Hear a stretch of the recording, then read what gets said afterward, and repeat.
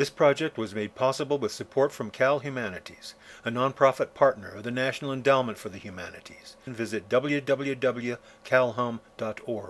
The Coming of Asphalt, Rural Storytelling Performance Art.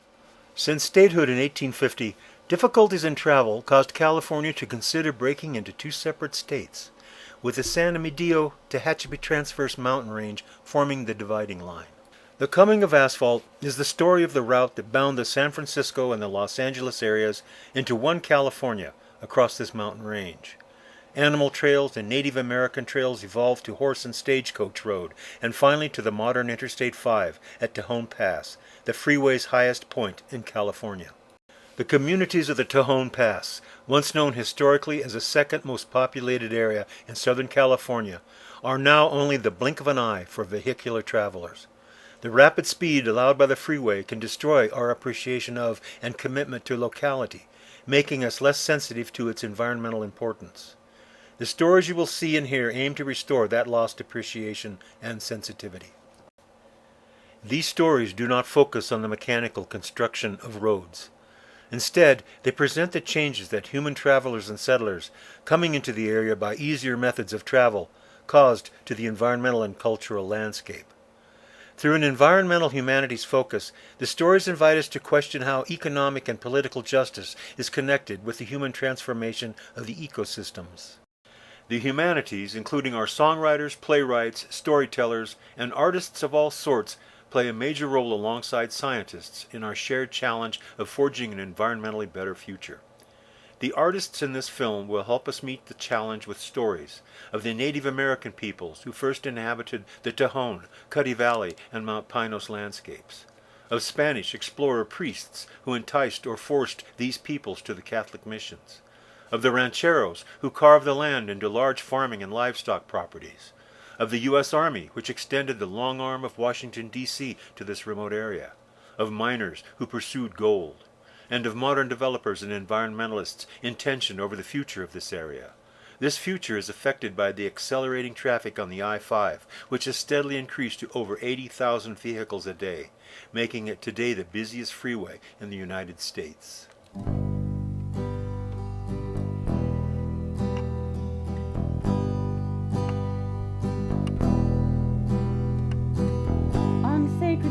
We walk to pools of life's sweet water, four-legged led the way, and we, their sons and daughters, we bless the paths they blaze, offered tobacco sage in gratitude for all you've given.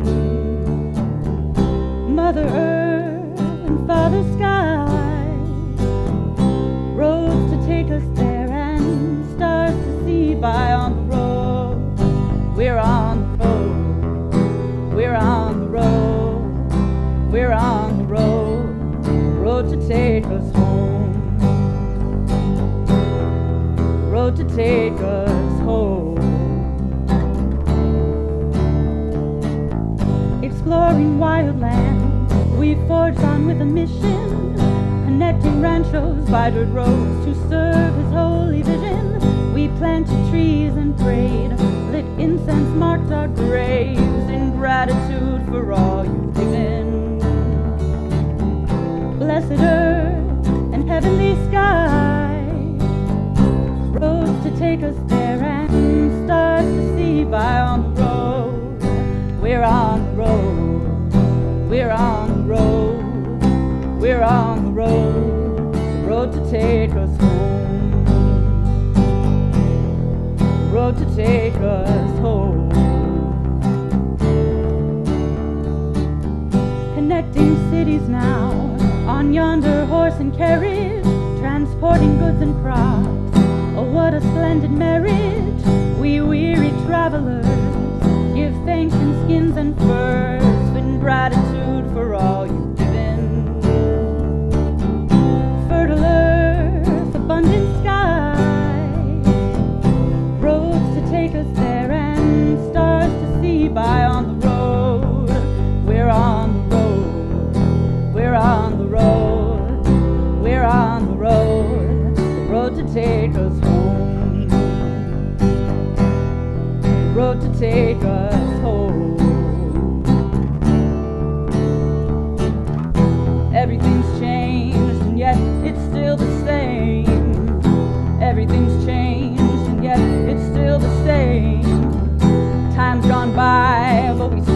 love and pain.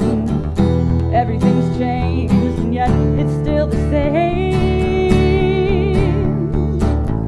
And now we all commute. We work our 9 to 5 to feed our families, to celebrate our lives. Turn up your radios, try to put down the phone. Feel gratitude for all you've given.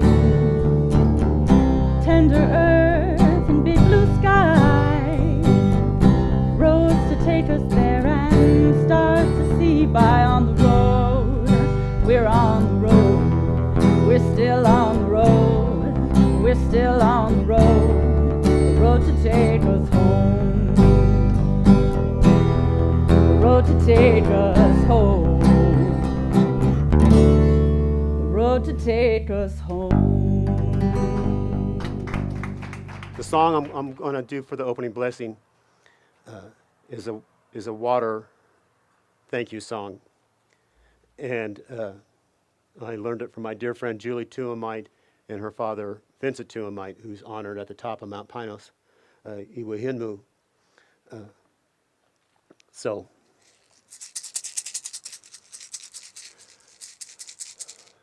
Yawa Howie, Yawa Howie, Yawa Howie, oh see ma.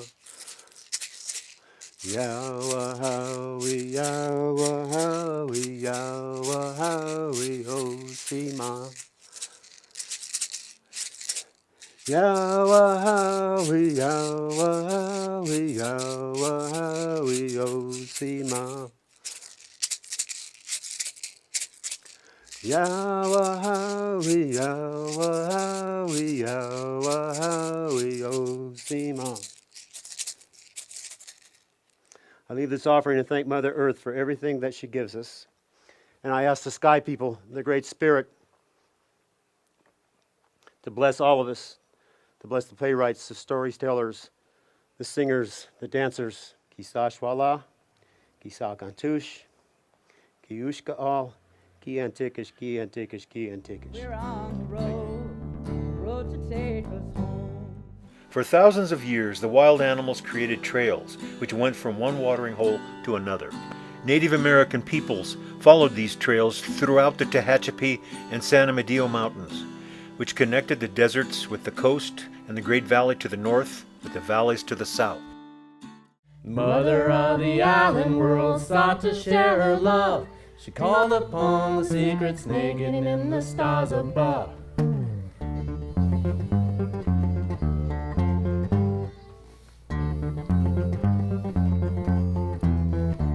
She found a place to plant her seed, started digging holes. Snake provided for the needs, and then a flaming coal.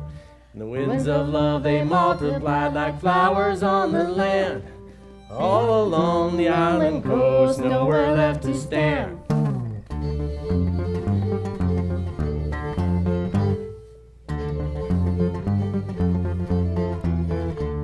Walk on to the mountaintop, we'll seek our answers there. One by one we'll bend our knees, send our heartfelt prayers. Our mother will build a rainbow bridge and set our spirits free. From mountaintop to mountaintop across a massive sea.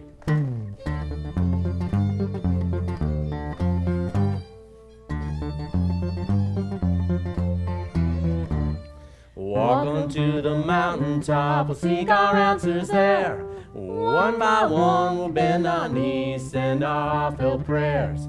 Our mother will build a rainbow bridge and set our spirits free. From mountaintop to mountaintop across a massive sea.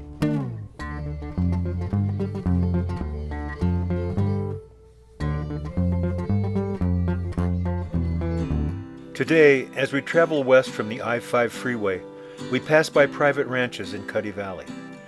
This area was known to the Chumash as part of their center of the world. It was the place where their religious leaders gathered their medicinal plants and climbed to the top of Mount Pinos to perform sacred rituals for the well-being of the tribe. Not only am I a professor of pharmacology at USC, I'm also a healer. I was taught for 14 years to be a Chumash healer. And so this is my top knot headdress. I was taught by the Chumash keeper of the way to make it. And in Chumash, it's called tsuk. That's C-U glottal stop. Tsuk. And it has a top knot. It has 12 feet of black feathers tied on a string. It has 12 feet of white feathers tied on a string. And underneath here are 12 feet of body feathers twined into dogbane fiber. Then I have my dance skirt on, which is in Chumash piash. It's made from yucca fiber, body feathers, and of course the turkey feathers. There are a few crow feathers in there too. I practice Chumash healing the way I was taught by my teacher, who learned from her grandparents. They learned from their grandparents. And this knowledge comes to us from the Cuddy Valley, just down the road here. That's where the Chumash Medical School was. And in the old days, the Cuddy Valley was called Guntop.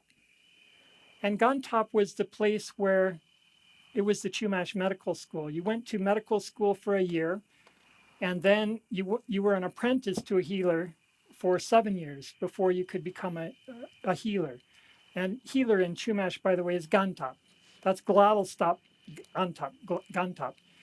And so I am a Guntop, but it didn't take me 7 years. It took me 14 to become, well, white people are a little slow. But anyway, that's what my teacher used to always tell me, bless her heart. And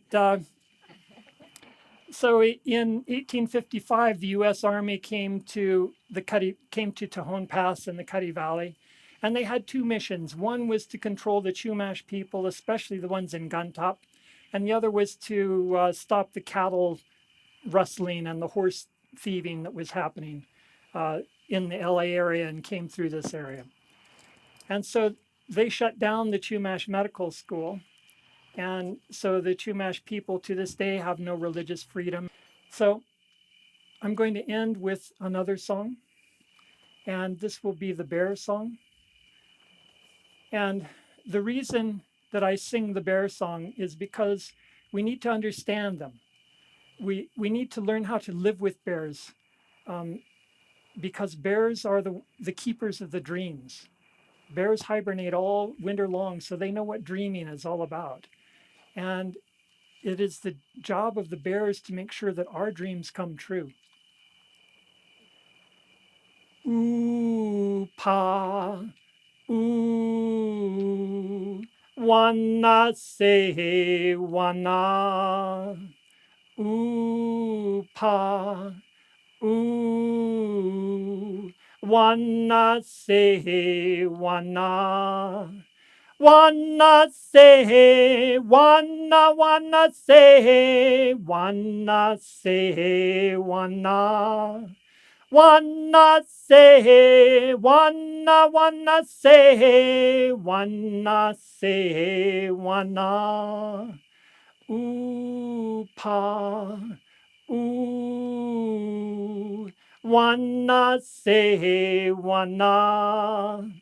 Ooh, pa, ooh, wanna say, wanna. Ancient trails led upward to over 8,800 feet above sea level. Mount Pinos is the highest peak in the California Coast Range and perfect for both ancient and modern stargazing. Welcome, amateur astronomer. The legendary Mount Pinos, one of the best sites in Southern California for dark sky viewing of the stars, attracts 75 to 100 sky explorers every month in the summer and fall. Tejon Ranch Corporation, however, is planning 3 large commercial and residential developments within 20 miles of Mount Pinos. These artificial lights will severely impact the dark skies and will perhaps even make it impossible to view the skies in the same manner as practiced by the native peoples.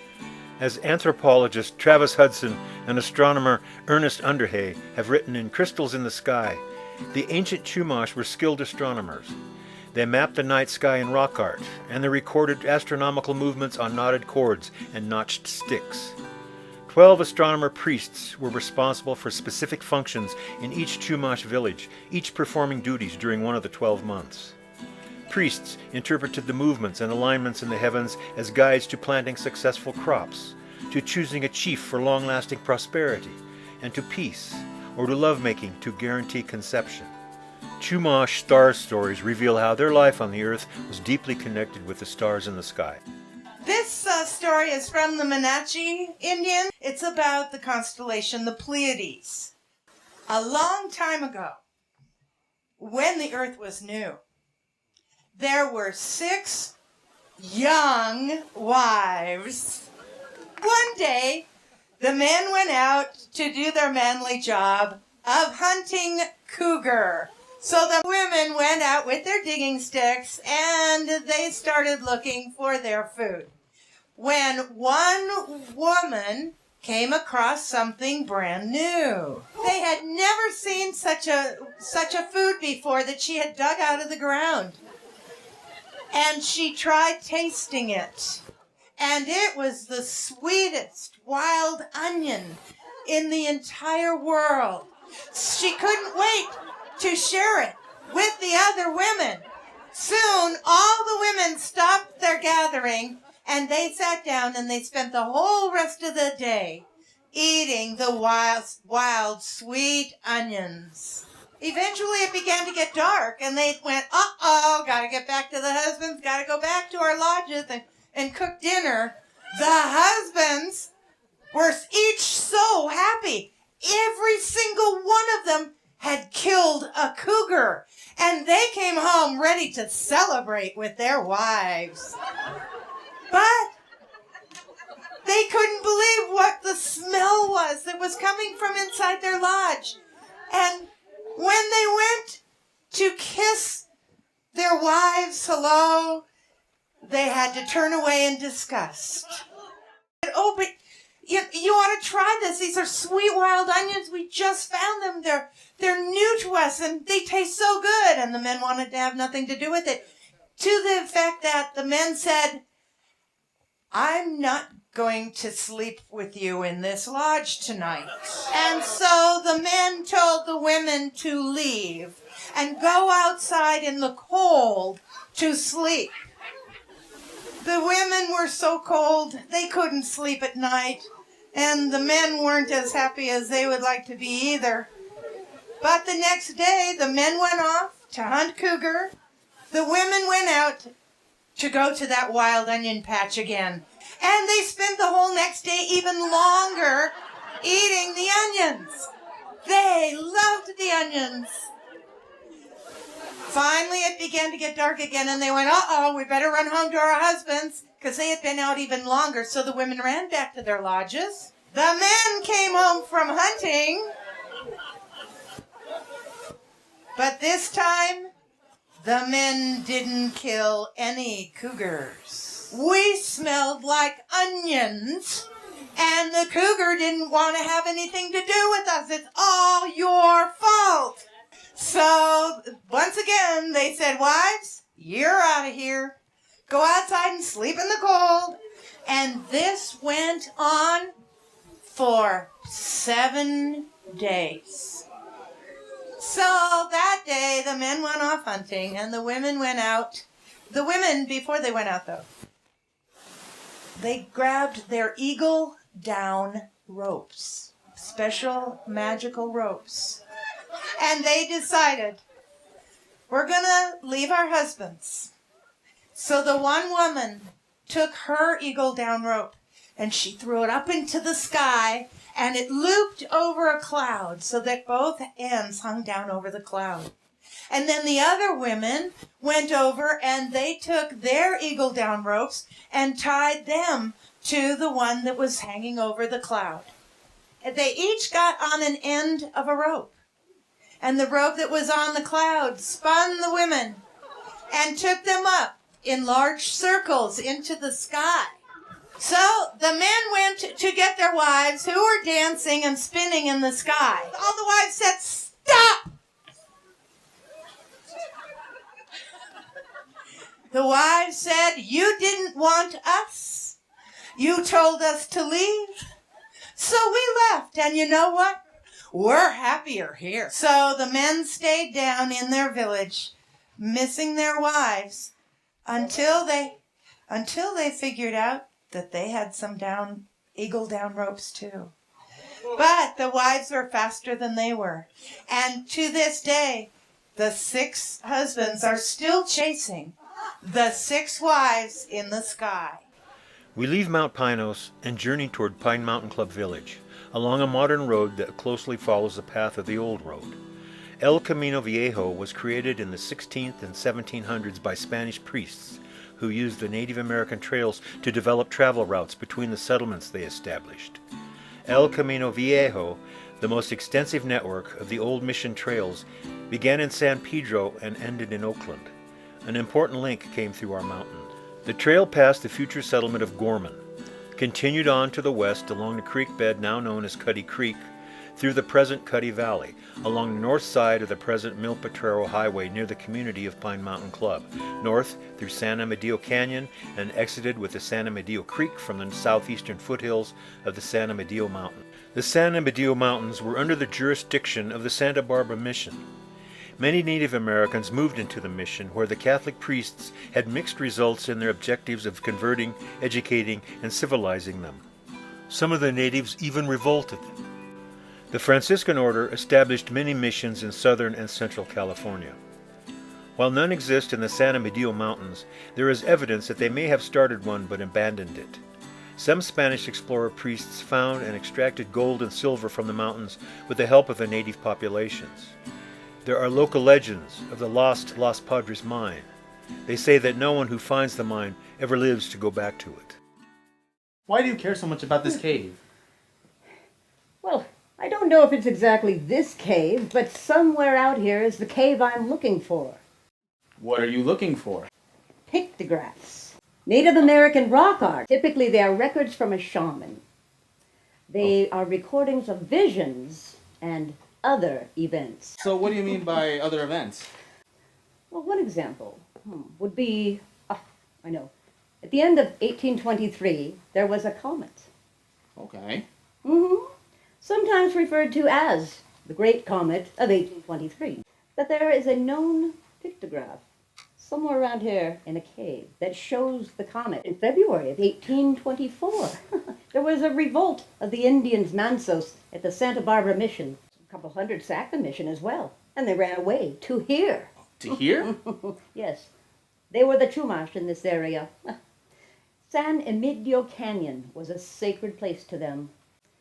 You know, the shamans recorded that, and they Did have they? dated some rock art out here to that exact period. Did they? You know how they knew? How? The types of the pigments changed, and the style of the pictographs on the walls.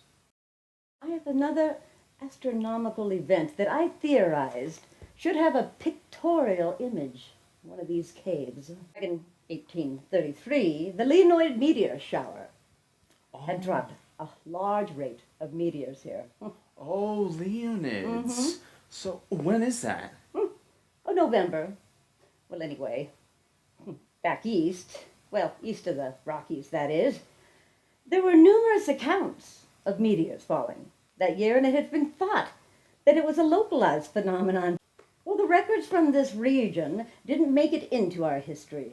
American history didn't pay much attention to this area until gold was discovered. There were some records that the meteor shower was seen here in the West that are considered reliable. Okay. So you think that it was a big enough event for the Chumash to have a record of it? Well, yes. And actually, there was at least one group of people here in the United States that was out here. The Walker Party. The Walker Party, that's right. Like the Walker Pass Walker Pass, exactly. Up there by Lake Isabella. Well, you know, back then it was just the Kern River, of course. Oh, yeah. But they had someone with them that was keeping a journal. And it is said in that journal that there was a very specific meteor shower. So you're up here in the mountains and canyons. You're looking for rock art, Well, yes. right? Well, not just because I'm looking for rock art, but you see, the Chumash view in the sky, meteors, shooting stars, Allah ka woho, were the dead passing into the afterlife. In 1833, there was a malaria outbreak around the San Joaquin Valley. Somewhere around 20,000 Native Americans perished from that malaria that year. And in November? I can't imagine what they were thinking. No. There were thousands of those meteors. After a period in paradise, the Chumash believed that their souls would come back to Earth as Chumash. I'm up here in the mountains, and I brought you along with me to help find that pictograph. I'm not just looking for rock art. Yeah. But I am going to show that they did see and record that meteor shower. So where can we find it? You okay? I think I'm having a heart attack. Okay. Thank you.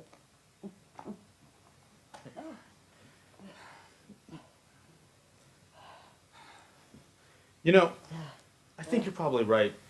I think there's some kind of record that there was such a spectacular meteor shower. I only wish I'd been able to see it. You might still. Perhaps. Look, it's getting dark. Oh, I thought it was just me. No, no. The stars are coming out. Professor! Professor, did you see that? I've never seen a shooting star like that. Professor?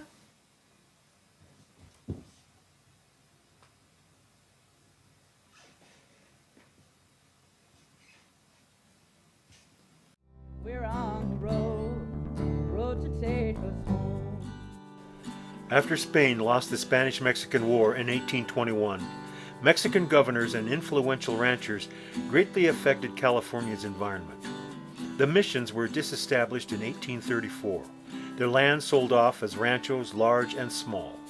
Native people had two choices: work as laborers on the new ranchos or return to greatly changed tribal areas. Immigrating settlers, fur trappers, and business entrepreneurs brought non-native weeds, crops, and animals, especially cattle and horses, that transformed the natural landscape to one unrecognizable to native peoples. During this time, the grapevine route was developed. Traveling through the Tejon Pass was dangerous, as one could encounter grizzly bears eating acorns under the big oak trees. A famous incident involved the death of Peter Lebec in 1837 by grizzly bear. The local town of Lebec was named for that event. My name is Peter Jacques Lebec. I had decided to take a rather large female grizzly that I had spied. I had my rifle and my pistol and my knife, and I trailed it from the camp. I was quietly following it, and I got within 50 yards, close enough for me to take aim and fire. Perfect shot. She dropped like a log, heavy. So I was very excited. And I ran up to her, and I pulled my pistol as I approached to apply the coup de grace, so to speak, to the bear. And as I was leaning over to shoot, there was fantastic movement, and her arm came right at me, and everything went black. And I could hear something far off. It was very high-pitched, and like a whistle, very high and getting louder and louder. And it got so loud, I realized that it was me screaming as the bear fed on me. He hit my feet, my left hand, and my right arm.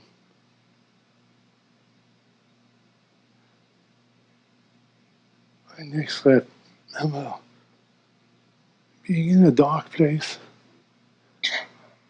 but a rectangle of light above me. I could see my friends up above. One was carving my name in the tree. I was in my grave.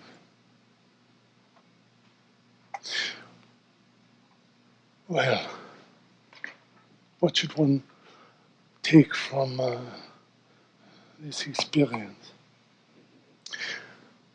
You could be a hunter, a great hunter, an adventurer, an explorer. You could be a horse thief. But if you die a truly grisly death, they may name a town after you. The Mexican-American War, which began in 1846 and ended in 1848, ceded California to the United States. However, the Treaty of Guadalupe Hidalgo obligated the U.S. government to honor over 500 land grants, which had been issued by the Mexican government.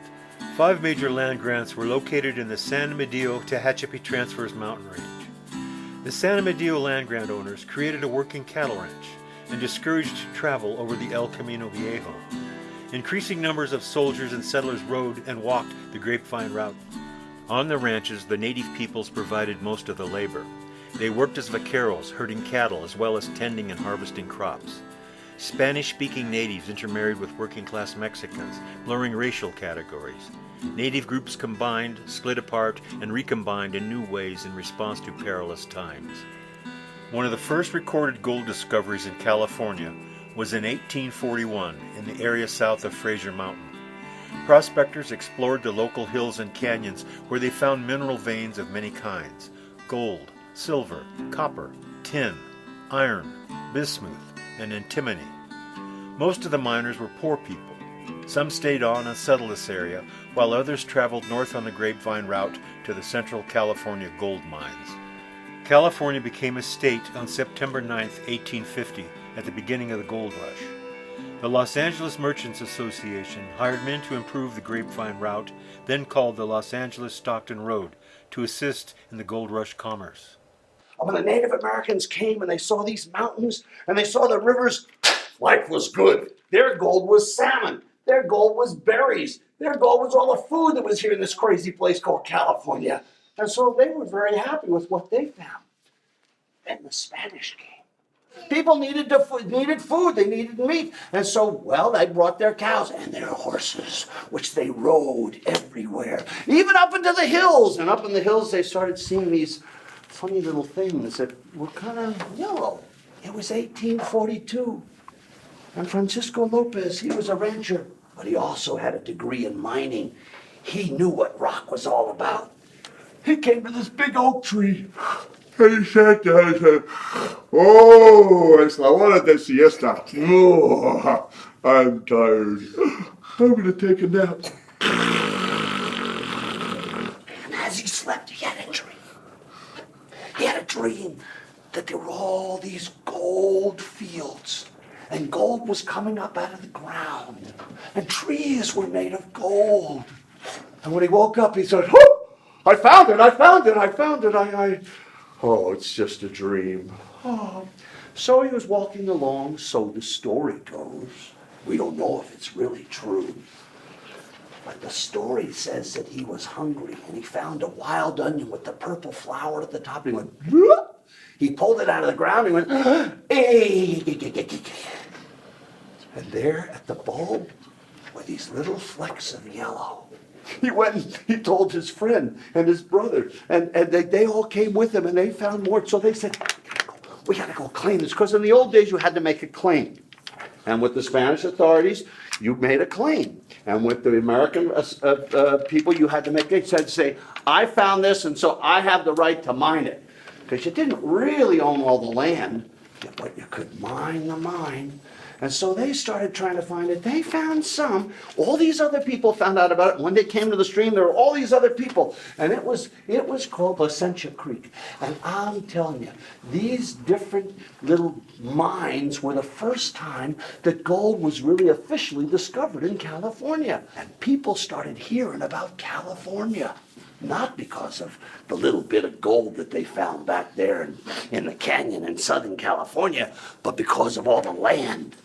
There were problems because so many people came to California. In 5 years, 300,000 people came to California. And in 5 years, hundreds of millions of dollars came out of the Sierra Nevada. But after 5 years, nobody could find much anymore. And so they began to abandon the claims, or they'd sell them. And then a corporation would come along and saying, we've got machinery, we've got money, we'll dig into the sides of the riverbanks. We'll get the gold that way that nobody else could do because they don't have the equipment. And so by the middle of the 1850s, most of these big machines and big corporations were now in the gold fields, and the people here either worked for them or decided, well, what else am I going to do? Okay, well, what else could you do in California? Okay, what kind of job? What kind of job do you think would be good in California? Because that's really where modern California began, was right after the gold rush. Work as farmers. Farmers, people need food. And today, California is the richest agricultural area in the whole continent. Although the Mexican land grants were recognized, California became a state with no regard for native people's land rights. Owners of the 5 land grant ranchos in the local area, John Fremont and Edward Beale, played a significant role in continued native people's displacement. Colonel John C. Fremont, a hero of the Mexican-American War and half-owner of the Rancho San Amadeo, became one of California's first 2 senators. During his short term in the Senate, Senator Fremont attempted to legally extinguish all Aboriginal land title in California.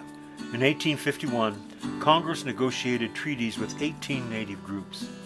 However, under pressure from the California legislature, the Senate refused to ratify those 18 treaties, but instead hid them away under seal. As a result, most California Indians became homeless and lost all rights in the new state. Throughout California, a flood of over 300,000 gold-seeking settlers, including their illegal slaves, increasingly drove the Indians from their food sources, the fish of the streams, the acorns and grass seeds of the valleys, and the roots and berries of the mountains. Gravel, silt, and toxic chemicals from prospecting operations killed fish and destroyed habitats. As farming grew to supply the gold camps, even more land was taken away. In 1852, Naval Lieutenant Edward Fitzgerald Beale, who would later acquire all 4 of the other local land grant ranchos, became Superintendent of Indian Affairs of California and Nevada. Beale's solution was to put the displaced natives into Indian reservations, and the first reservation he created was on Rancho El Tejon. In 1851, the first Native American reservation was established in California, the Tejon, or the Sebastian Reservation, which was located in Tejon Canyon. And then in 1852, Lieutenant Beale became the Superintendent of Indian Affairs in California. And his goal and his model for being in charge of the Sebastian Indian Reservation was to teach the Native Americans who were there a skill so that they could be assimilated into the culture, into the mainstream, that their life wasn't always going to be on a reservation. So he decided to divide the reservation into different rancherias and put the tribal chiefs in charge of the rancherias, taught them skills, and helped them self-govern their own particular areas. I think it was about 1855 or so, some of the more hostile Native American tribes from the Owens Valley area were brought to the Sebastian Indian Reservation, and that created quite a bit of conflict with the Native Americans who were there. And ultimately, in 1863, 11 years after it was open, the Sebastian Reservation was closed, And most of the Native Americans were moved to the Tule River Reservation, which is up outside the Porterville area. But still at that time, a number of the Native Americans stayed behind and stayed with the rancherias and stayed, in this case, working for General Beale. They were the vaqueros on the ranch, and they were involved in the agriculture program. And General Beale ultimately was somewhat of an absentee owner. He was involved with many different things that happened in Washington, D.C. So he left the real stewardship of the ranch and the management of the ranch to a variety of mayordomos. And the most famous and the longest serving mayordomo of the ranch was Don Jose Jesus Lopez, who was a fifth generation Californio. And he was involved in the management and working with the ranch through all of those years. So all of these significant milestones in U.S. and California history that I've mentioned, even some that I haven't, among other things that General Beale did besides bringing the news of the discovery of gold in California back to the East Coast, because of his experience going back and forth and his knowledge of the American West, he was tasked with the responsibility of surveying the first wagon road from the East Coast to California, and then subsequently the first railroad route from the Southwest U.S. into California. So he was an amazing character, quite a figure, obviously instrumental in the founding of Tejon Ranch, buying these 4 Mexican land grants and putting together what's the modern day Tejon Ranch. But his mark certainly is felt in California in many, many respects. On August 10th, 1854, the first dragoons arrived at Fort Tejon. More settlers followed, setting up bars and other enterprises around the fort. The Los Angeles County Board of Supervisors voted to spend funds to further improve the Grapevine Road. Now, this area where the fort is currently, where the fort was established, while maybe not being a major north-south route of commerce, was a well-known stopping point. It was called Traveler's Rest. They knew that there were the oak trees providing shade, there was year-round water, there would be enough forage for the horses. The United States had Army topographical engineers had done surveys for several railroad routes through the area, including Grapevine Canyon. Major Donaldson was pretty much convinced himself that this would become a major north-south route of travel and commerce. Plus, he didn't realize that the property was actually owned. It was owned by Samuel Bishop, for whom the town in Owens Valley town of Bishop is named. So the Army came up here, established the fort, and essentially squatted on the property. The Army put a fort here. Suddenly a lot of civilians moved into the area. Some of these were related to the soldiers because the enlisted soldiers could not have spouses and children on the actual fort property. But of course, a town formed up around here called the town of Tejon. Was actually rather spread out, extended most of where Lake Lebec is now all the way down to the base of Grapevine Canyon. You had bars in, you had brothels in, you had shops in. The military families moved into the area. Sebastian Indian Reservation, go back to that a little bit, was also, of course, established. There were several tribes that moved onto the reservation. It was never really quite as successful as had been hoped. Edwards Beale spent, I've heard, up to about 60% of his initial budget just on the one reservation, even though he was supposed to establish 5 reservations. There were periods of drought that caused crops to fail. Therefore, some of the Indians that had moved onto the reservation moved back into areas where they could better support themselves. Later in 1863, there were some good crop years, and the population of the reservation climbed again. But at no point in time was it ever more than about 2,000 to 2,500, and in some years it had dropped down to only 600 Indians were living on the reservation. The Indian superintendent tried to get the Army involved in moving Indians back onto the reservation, but the Army took the point of view that they moved there voluntarily to begin with, and they were not going to expend the effort to make Indians that had voluntarily moved back onto the reservation and had left the reservation to force them back onto it. Now, during the California volunteer area, things get a little bit different in that there were concerns raised in the Owens Valley with the Paiutes, and therefore military expeditions were carried out against the Paiutes in the Owens Valley, and they were forced marched here to the Fort Tejon area. There's no indication that they were actually physically kept here on the fort, but they were close by, kept close by, probably about 1 or 2 miles down canyon. They were badly treated. They were not fed. There was a lot of starvation and hardship.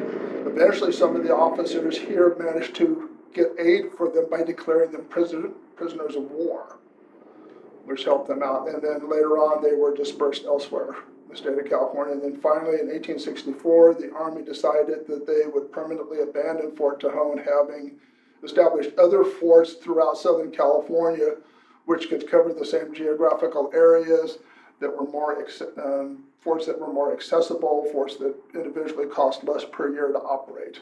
This is Fort Tejon, but this is not Tejon Canyon. This is Grapevine Canyon, and this is not Tejon Creek. It's Grapevine Creek. Tejon Pass is actually way over here with Tejon Creek. We're way over here. But it was still, as I said, the commanding general of the Department of the Pacific decided, well, no, we'll just stick with Fort Tejon because kind of that's where you were supposed to be anyway, to begin with. So this kind of gives an idea and everything. Like there was an Indian village here, the Sebastian Reservation here, as you can see at the base of the creek, and over this way.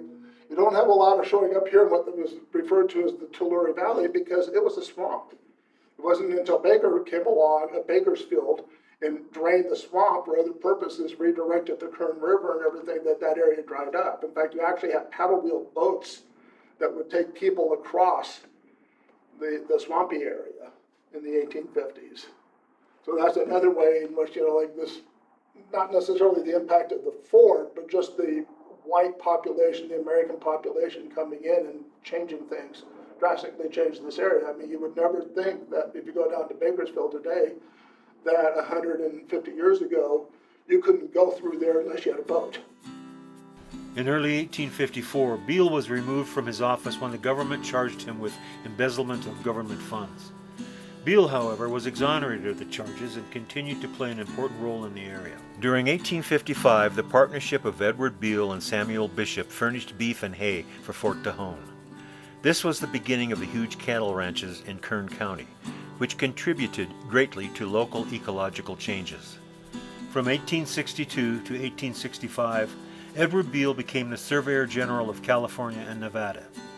By 1866, he had acquired the 4 Mexican land grants, including the Sebastian Reservation, that together constitute the modern-day Tejon Ranch Company's land holdings.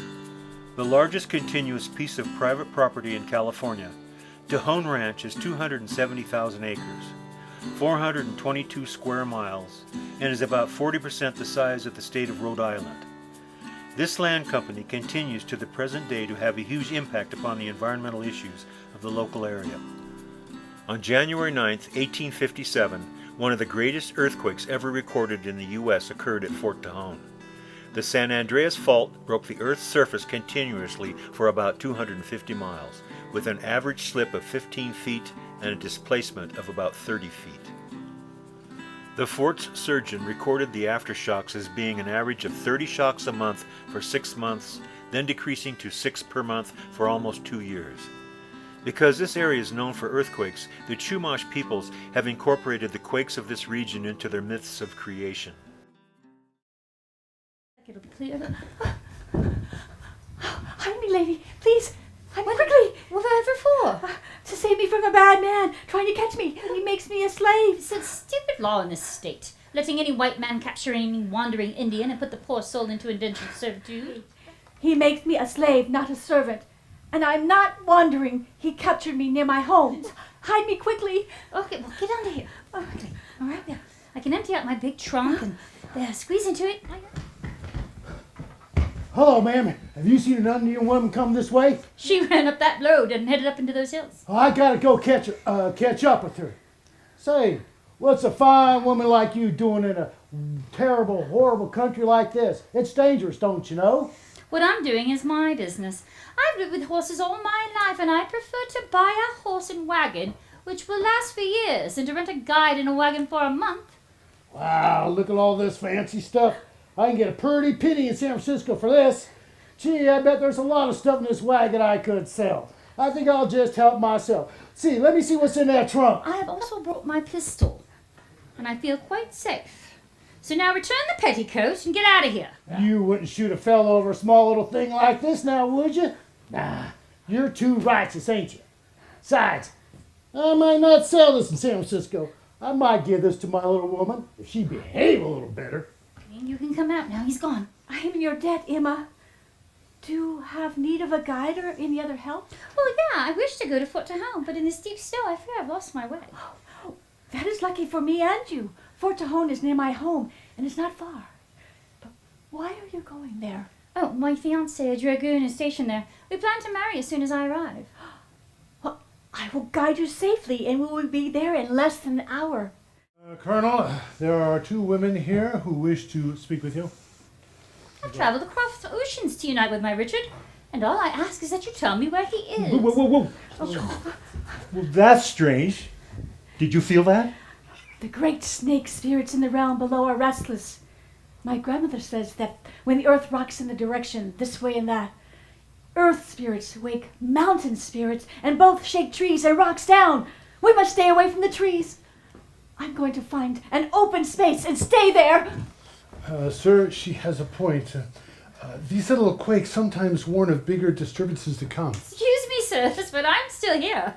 Can you confirm that Private Thorpe was reassigned? I wanted to do this more gently.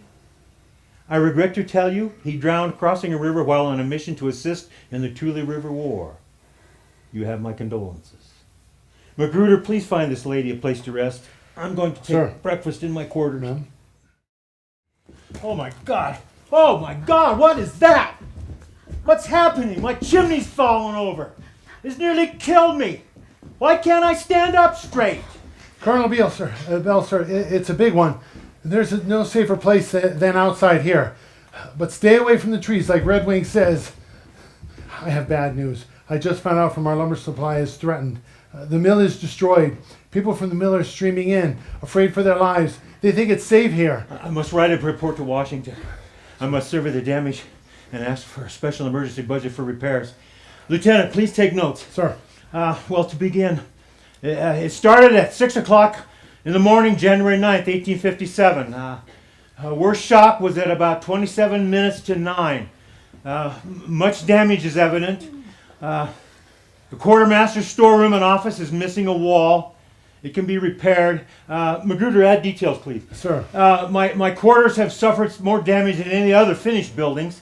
Both chimneys are down, broken plaster. It must be replaced. The quarters for officers... Colonel Bell, sir! We need assistance. The main granary on the reserve has collapsed and our grain is spilled everywhere. I'm sorry, Fernando, but the fort's my priority. I must survey the damage here first. Oh, but sir, we will starve. You know what the drought did to our crops? Sir, this is why. My people refuse your invitation to live in that stupid reserve under your protection. It is no protection at all, but a way to keep us pinned up. Ha! Figured you'd be here. Let's go, woman! Me! I am not your woman! Leave her alone. She's my wife. What's the problem here? This man here says Red Wing is his wife, but it's not true. Well, how would you know that since you just arrived here at the fort? Let's ask the Justice of Peace. Oh, here he is now. I, Samuel Bishop, am the duly appointed Justice of the Peace for this area, and I settle all dispute. Now, so tell me your story, sir. Name first, citizenship, and occupation. Joshua Miner, citizen of the state of California, a gold miner, and my story, well, that woman's my wife. She ran away. I came to get her. End the story. So he is lying. He kidnapped me and keeps me a slave. No, sorry, ma'am. Non-whites cannot testify against a white person. Well, then law is not justice. I will testify on her behalf. Oh, what's your name, and what are you doing here, and how do you know that woman? I am Emma Taylor from England. I'm here to find my fiancé, who I have just learned died several months ago. The Indian woman is my friend. A foreigner. Well, foreigners are not allowed to testify. Therefore, I disregard everything that's been said here on that subject. Now, if there's any more evidence or complaints, okay, I hereby rule that the Indian woman is the wife of Joshua Minor.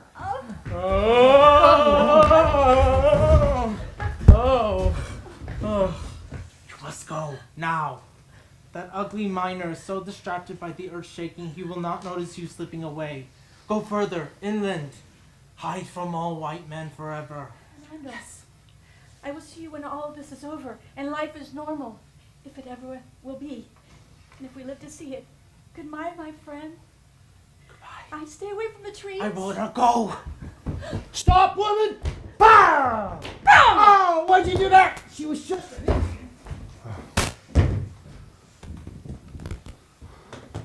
Well, I must finish my report to Washington. Magruder. Sir. Where were we? Are you still taking notes? Yes, sir. Yes, sir. Let's see. The officers' quarters under construction suffered some damage. One wall's collapsed. It can be repaired. The cook's quarters. Excuse me. Shouldn't we say something about the deaths? Yes, one woman was killed when a tree fell on her home. I mean the deaths we just witnessed. That's nothing to do with the fort. What about the... Well, what about the damage then to the reserve? We must not mention that. If Washington appropriates any emergency money for the reserve, there will be less for the fort. The Indians can wait. From 1857 to 1859, John Zantis, an amateur eco-scientist who was stationed at Fort Tejon for 1.5 years, sent samples of flora and fauna from this region to the Smithsonian. He sent many specimens not catalogued until then, and he described the California condor, which is a vulture of immense size. Zantis stated that the condor were quite numerous in the high mountains of the region. In recent years, this bird has been the subject of environmental protection for being near extinction. This is an issue between environmentalists and Tejon Ranch Company, as the condor's range is in that area. In the 1850s, cattle was being brought up to our area. And some of the farmers, the ranchers, began to see these great big birds up in the sky, and they would go in circles way up high and catch the wind drifts. And when they saw them on the ground, they said, "Oh my God, that big bird, he'll take a whole cow. We can't have that. Oh my God, there's 15, 20 of them up there. That means I will lose 20 head of cattle." And so there was posses that were formed to shoot the condors because the ranchers did not want to lose their cattle. About 1986, there were only about 16 condors in our area left in the state, where there had been so many. And a few very far-thinking biologists got together and said, we have to do something. And so they got together with the Los Angeles Zoo, and they captured the last 16 and began a breeding program. Well, the breeding program was very successful, and pretty soon there were many teenage condors in the zoo. And the biologists got together again and said, oh my gosh, what do we got to do something about all these birds? There's not enough room. And someone said, well, I guess we're going to have to let them go. And the biologist says, well, I don't know. They were born in the zoo. They don't know. They didn't have any nurturing from adult condors out in the wild. They don't know where to get food. They don't know where to live. They don't know what to stay away from. So they created these condor release stations up at Hopper Mountain, Bitter Creek, Big Sur. But before they let the condors go, at these release sites, they built these very tall aviaries, bigger than this area here, this gazebo. And there the condors would stay for about 10 to 14 days, so they could acclimate themselves to the outdoors and not being in the Los Angeles Zoo. And then they would let them go. Well, it was doing pretty good until I think it was at PMC that some people would leave their windows open and their sliding doors open and when they went to town. And aha, these teenage condors said, "Wow, what's over there?" And they went in those houses and they pulled the drapes down and they took the bedspread and they got in the refrigerator and the people came home and they said, "This isn't going to work." So the biologists got together again and said, "What are we going to do? We've got to do something. Our program's in trouble." They said, "Well, how about if we release one of the original condors that was born in the wild, and they can mentor these little teenagers?" They said, "Well, who are we going to let go? They're all breeding." They said, "Well, there's one, AC8, adult condor number 8, who was from Tejon Ranch and who was no longer breeding." They said, "We can let her go, and she can teach these little condors where they can go, where they can't go, and they won't be in trouble anymore." So they took adult condor number 8 up to the release station, and she stayed there for about 2 weeks. But the day that they brought her out there, and I didn't tell you, was that when she was captured, she had a mate. But they were separated, and he was let go, and she was still at the zoo. And condors, when they choose a mate, they stay with that one until they die. But unusual was that when adult condor number 8 was brought to the release site, her old mate came and landed on top of the cage. And he stayed there all that day, then that night, until the next day. And so you have to wonder, how did he know that she was there? And so, that is a condor love story. And since he had been released previously, he had another mate, and so he left. And so then, after the 2 weeks, adult condor number 8 was released into the wild. And I'm sure many of you know that she was shot by a poacher on Tejon Ranch. In 1858, the Butterfield Overland Stage stopped at Fort Tejon. Travel was difficult. Passengers sometimes had to walk up portions of the steep road as well as walk down the other side. At this time, the area had the second largest civilized population in Southern California. That is about 1,000 non-native inhabitants. Los Angeles had about 4,000. On March 15, 1859, the Fort Tejon Post Office was officially recognized as the second post office between San Francisco and Los Angeles, the other being at Visalia. In October 1860, the first telegraph connection between Northern and Southern California came through this area. The U.S. Civil War from 1861 to 1865 involved the Dragoons from Fort Tejon in some battles in Los Angeles. For many Southern Californians wanted to secede from the U.S. and keep slavery. When war ended, many slaves, including captured native people, were released. The Grapevine route through the Tejon Pass continued to be the way that people arriving from ship in San Pedro could get to the Northern California areas. For almost 10 years, Fort Tejon was the major center of activity in the region between Stockton and Los Angeles. Dragoons from Fort Tejon provided protection to the settlers and travelers from outlaws who would shoot down a traveler for the sake of their horse. People looked to Fort Tejon for employment, safety, social activities, and the latest news from back east. Tejon Fort was closed in September 1864. In 1940, Tejon Ranch Company deeded the property of the fort's location to become a state park.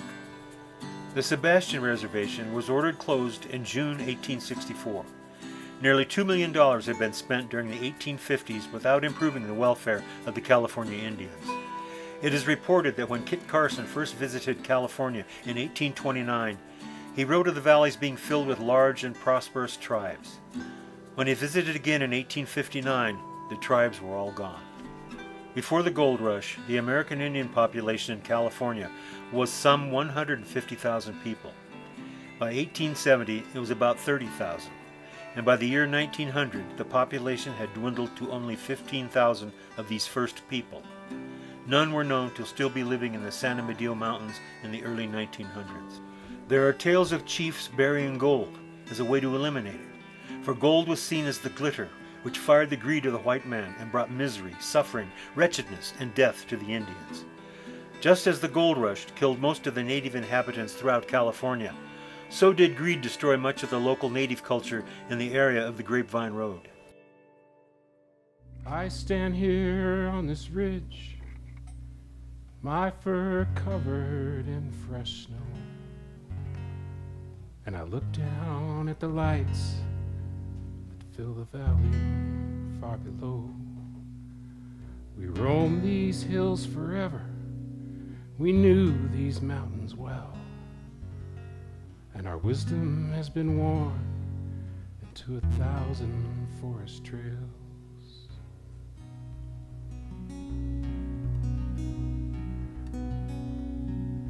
Our brothers at Chumash and Kauai Sioux walked as one with nature and taught from our totems too. The ranchers and the trappers, they shot us out of fear, blocked us off with barbed wire, caught our feet in deadly gear. Late at night, when you're safe at home, you will hear my voice calling across the valley far below. I am calling to my pack, I am calling to my clan. This is our land, this is our land, this is our land. Oh, I've met old Pacomio running through these granite hills. My heart is full of sorrow for the blood that has been spilled. Trapped into the missions, neophyte and slave, but he never gave up dreaming of the land they took away. Late at night, when you're safe at home, you will hear old Pacomio when the cold north wind blows. He is calling to his people, he is calling to his tribe. This is our land, this is our land, this is our land. All the mothers who were slaughtered and their children who were killed. The suffering I've seen is something I could never tell. They told stories of their visions and they danced around the fire. They kept it all alive somehow through times so dark and dire. Late at night, when you're safe at home, you will hear my voice calling across the valley far below. I am calling to my pack, I am calling to my tribe. This is our land, this is our land, this is our land. And now we have returned. Round Mount Shasta we roam, but our brothers never made it to their ancient land and home. They were scattered on the four winds, pushed out for mortal gold, but their tie to these mountains is too sacred to let go. Late at night, when you're safe at home, you will hear my voice calling across the valley far below. I am calling to my people, I am calling to my tribe. This is our land, this is our land, this is our land. This is our land. This is our land. This is our land. I am the spirit of the wolf. More miners came to the mountains following the discovery in 1898 of borax, called white gold, one of the earliest discoveries of this valuable mineral in the United States. The Fraser borax mines in Lockwood Valley were among the richest and most productive in the United States. The borax was hauled by mule team to Bakersfield, then sent on to big corporations in the eastern U.S. To promote this mining, a road was built from Lebec and a lumber mill was built on Mount Pinos. Along Seymour Creek, a mining town called Stouffer grew up and was abandoned when the mine was closed after 8 years. It was reached by a road that went westward up the Cuddy Creek Valley and then into Lockwood Valley to the headwaters of Piru Creek. As the mountains of the region began to yield their natural resources to many types of mining, more inland roads were made from the Grapevine route.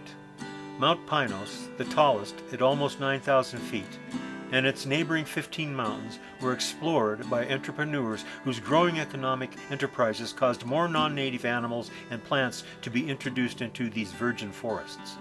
These invading species changed the environment that had sustained its native inhabitants, both human and non-human, for thousands of years. An example of great change. The grizzly is so famous for its role in the hardship of the settling of California that it became the state symbol. However, they are now extinct in California. The last grizzly in the Tejon-San Amadeo region was killed in 1898 in Salt Creek Canyon near Mount Pinos. What happens? People moved into an area that was originally basically wild. The people affect the wild affects the people. Most of our introduced plants have come from Eurasia. Some have come from Africa, particularly South Africa, and then we've had some movement from South America to North America. We've also had movement within the United States from east to west. How we manage our forests has some influence on some of these native versus non-native. We live in a high desert forest. This is a relic, or, well, it's kind of an aberration. But yes, this is unusual for this part of California. It's produced some interesting variety. And there is a relic population of several species of birds that I imagine is true for plants and other animals too, that are not found within about 100 miles of there. Most of our native grasses, which are gone, especially down below, not so much up here, is that most of them were bunch grasses.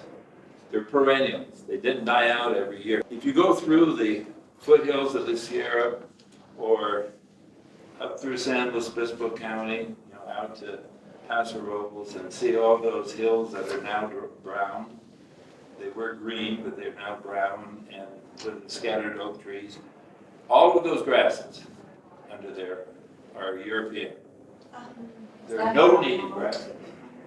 You're not looking at Native American. You're looking at European or Eurasian annual grasses that have traveled over here. And it happened early on. They came over with livestock, hay, seed, that sort of thing. And they're part of the early ranching history. And ranchers do have a tendency to crowd their animals. And I know that grassland ecologists and ranchers tend to disagree on techniques. And grassland ecologists tend to encourage smaller herds, more fences, and more movement, so that they keep rotating around. What happened with early ranches is the native grasses got clumped. There were just too many cattle out there, and if there were sheep, it was way worse. The ecology of a bunch grass, perennial grass area is entirely different than annual grasses. Annual grasses form a solid mass, and late in the year when they die, it forms a matted mass, and it's 100%, and it keeps everything out.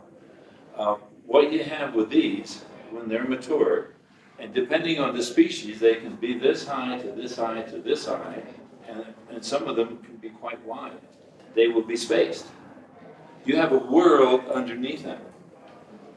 And that's where the mice and various other things live. And actually, we have some native grasses out in our forest. And you'll recognize them because they don't die. They go kind of gray, but they don't die in the fall.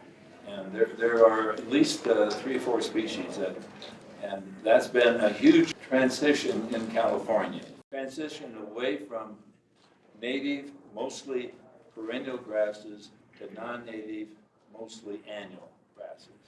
On March 1st, 1898, as a national response to forest conservation, President McKinley created America's first congressionally designated wilderness, Pine Mountain and Zaca Lake Forest Reserve, which included Mount Pinos and the Fraser Mountain area. His proclamation read, "Warning is hereby expressly given to all persons not to enter or make settlement on the tract of land reserved by this proclamation." I've been variously referred to as an environmental scientist. I am an ecological biologist. I am an environmental biologist. Ecology is the study of homes. And what that means is, here we are in the woods, okay? And these woods are many things. And first of all, they're trees. And then there are other plants. And then there's dead material on the ground. And then we have, generally hidden to us, a whole variety of animals and other organisms, fungi, for instance, bacteria. And a study of the surroundings in which these organisms live and how they make their livings. There are many, many views of the world.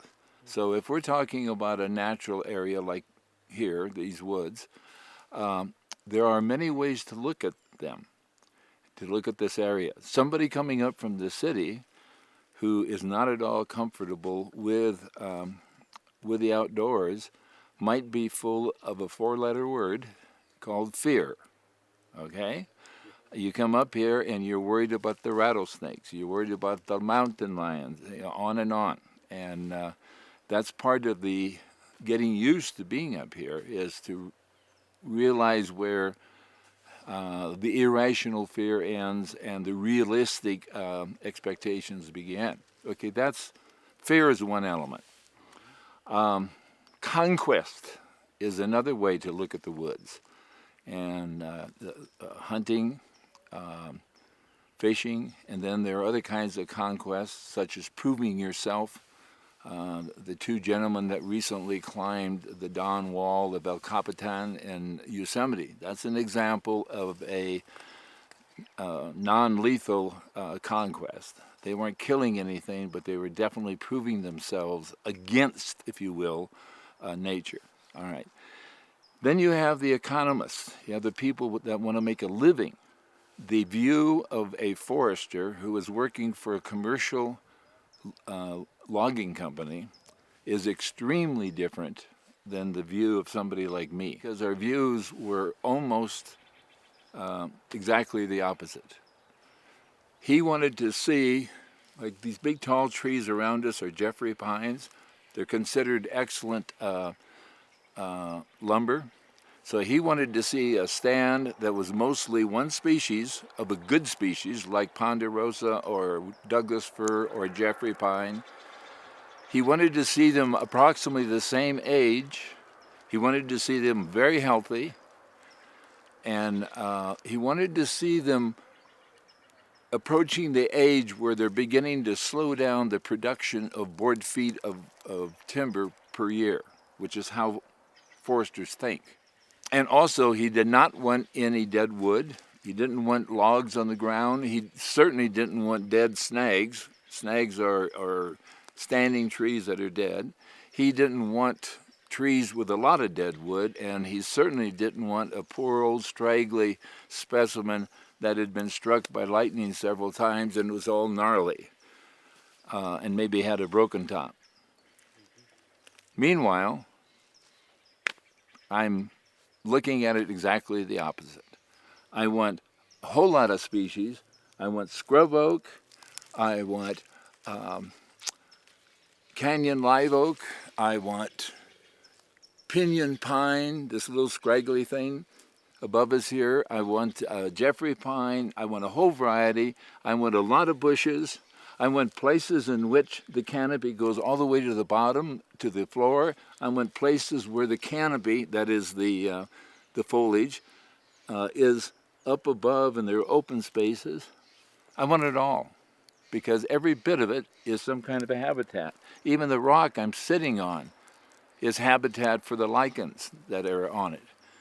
And I'm looking for niches. I'm looking for logs. A lot of little mammals love to move underneath and around and under logs.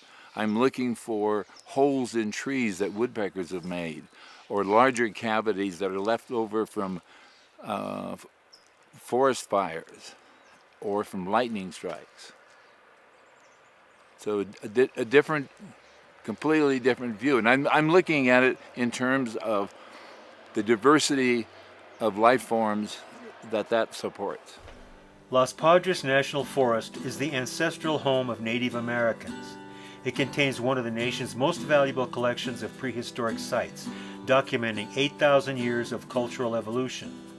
For instance, over 2,500 unexplored rock art sites was revealed by the 2006 Day forest fire.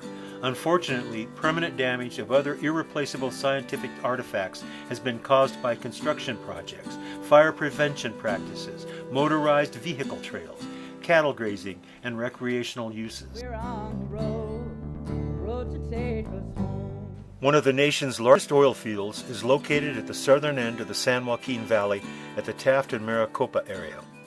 Starting in the 1910s, oil and gas transmission through Grapevine Canyon and onto Los Angeles and San Pedro blazed the trail for the route of the first freeway over the mountains. In 1914, the Ridge Route Highway, known as the Castaic-Tejon Route, began as a 15-foot wide dirt road ribbon made by workers using primitive mule-drawn dirt scrapers. It zigzagged from ridgetop to ridgetop, wrapping the road around hills to minimize earth moving and avoid use of blasting. Opening in 1915 as the first freeway between Bakersfield and Los Angeles, it was considered the Cadillac of the superhighways, an engineering marvel. The Ridge Route Dirt Road was paved in concrete in 1921. The unifying effect of this highway upon northern and southern California has been compared to the effect which the 1950s Federal Interstate Highway Program made on the nation. It spurred the tourism to the Los Angeles area. Well, howdy, folks. You ask, how did I become a tour guide of historic Native American villages? Well, it's a strange story. It's September 28th, 1929, and I'm taking my new car for its first little drive. 1929. I'm a carpenter working in the Hollywood movie business, building sets at MGM. I started out at $11 per week in 1924. And now in 1925, it's doubled. I'm doing pretty well, so I buy the new Model A. For $20 down, I have a $385 Ford Standard Roadster. I feel on top of the world as I leave my house. It's a gorgeous fall day, cool and pleasant. In no time, I arrive at Castaic. That's the southern end of the two-lane Ridge Route, the first highway to link the Los Angeles Basin with the San Joaquin Valley via the Tejon Pass. Am I going anywhere specific this trip? You bet. I'm going to go here, Winston Churchill in Bakersfield's train station on September the 28th. Mr. Churchill's on a 3-month vacation in the United States. In Los Angeles, he's being wined and dined by the rich and famous. I heard from my colleagues at MGM talking about him, so I decided to drive up to Bakersfield to hear him speak. He, like me, is leaving Los Angeles about the time that I am, but he's traveling by train where I'm going to be taking a car. I'm spending my first night in Castaic to be fresh and rested for that arduous journey through the ridge route to my destination in Lebec tomorrow. Now, since the ridge route's opening in 1915, the Automobile Club is the map maker in the Highway Patrol, which looks out for the welfare of the travelers. So I open up the club's map to the ridge route. I just read in the newspaper August last month that the California state legislature decided to create an official California Highway Patrol, which is currently being jokingly called the Auto Club with a Gun. Well, the club's map recommends an assortment of business and services, all supplying the gasoline I will need for my trip to Bakersfield. First on the map is Nellie Callahan's. Next, the Owl Garage. Following the route northward, the Ridge Route House has cabins and serves lunch. Martin's, if I need water for my radiator. And the National Forest Inn has cottages with running water, a garage, and an auto cab. Oh, next, a real high-class restaurant where waiters wear white uniforms, the Reservoir Summit, a trucker's favorite with a gasoline station, a tin garage, and an indispensable tow truck. Further north is Kelly's Halfway House, followed by the Tumble Inn, whose cabins have real restrooms. Having guest rooms, cottages, a dining room, and a post office, Sandberg Summit Hotel only caters to us, the carriage trade, people who ride automobiles instead of trucks, who have to get their next stop is at Holland Summit Cafe for food, gas, and any garage needs. Caswell's recently added a store to their adjacent auto camp. Soon afterwards, I will pass the small villages of Gorman and Chandler before reaching my next destination tomorrow night at the Lebec Hotel. Well, waking up early in Castaic, feeling apprehensive and excited, I drive the 697 curves in 48 miles, reaching a mountain pass summit of 4,160 feet. The speed limit is 15 miles per hour, but I'm going much, much slower up these grades, especially following these slow trucks. I heard that driving this slow allows carjackers to run alongside your car and jump in.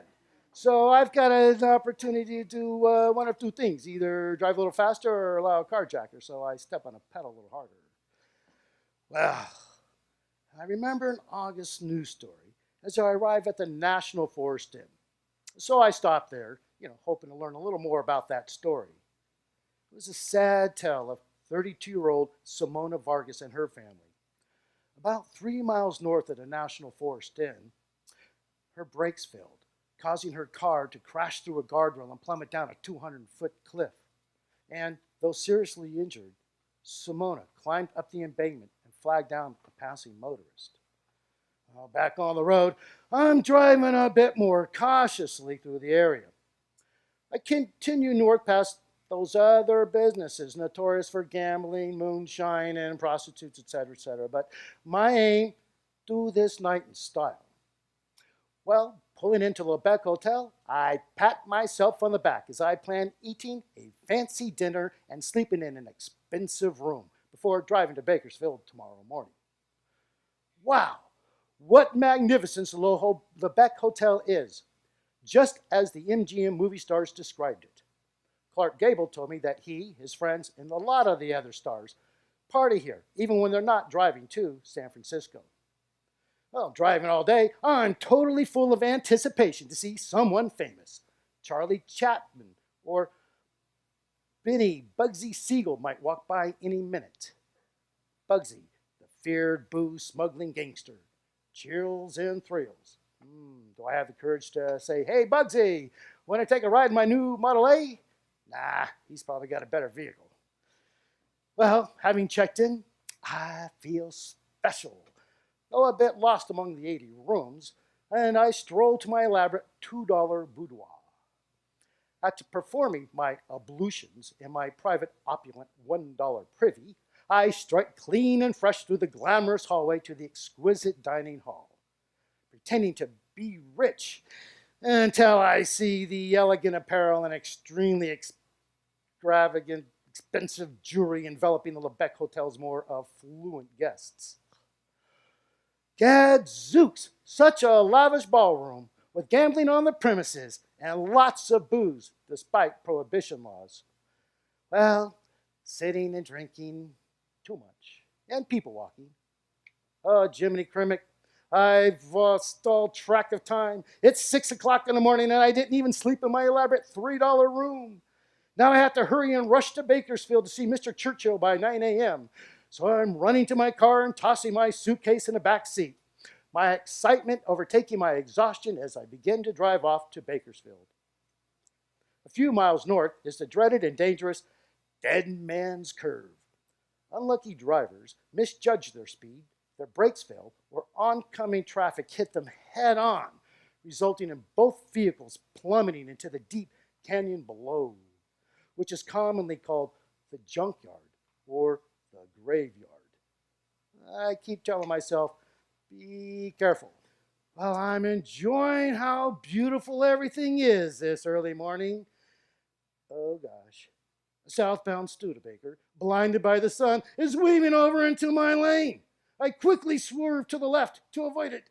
With my reflexes affected by the alcohol and the lack of sleep, well, I'm heading towards the guardrail, the cliff, and down the embankment below. Darkness. I wake up in my wrecked car. Help. It's eerily quiet. I feel the pounding of my heart, so I know I'm alive. Hey, buddy, are you okay? Chief, I'm a California Highway Patrolman. The elderly couple in the car you just missed hitting reported that you crashed into the canyon village. You had a very bad accident, and well, you were hallucinating. You were hit in the head. Well, he prods my bones in the sides. Nothing's broken.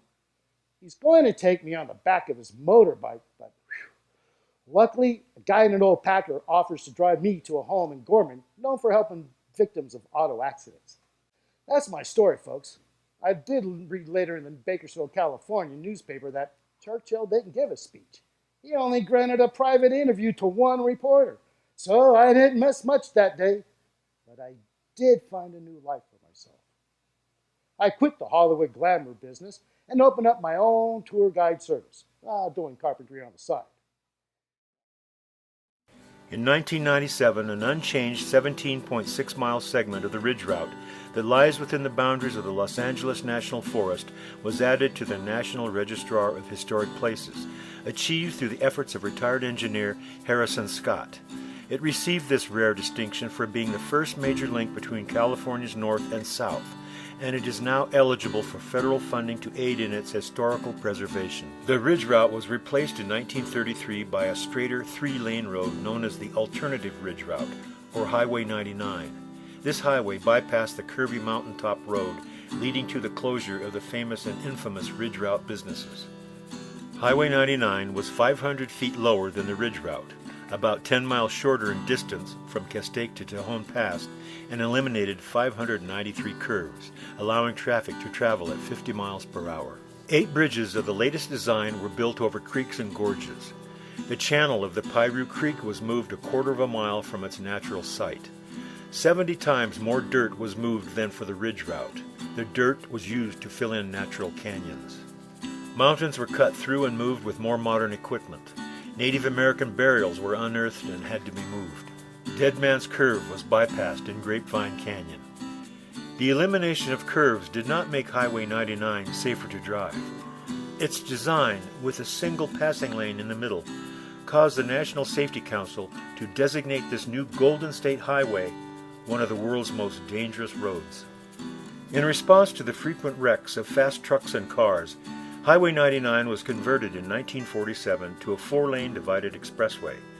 Work began at the Grapevine section and required much more geologic work due to earth instability in the mountains' formations. Mountains and gorges were blasted away and heavy buttress fills put in their place.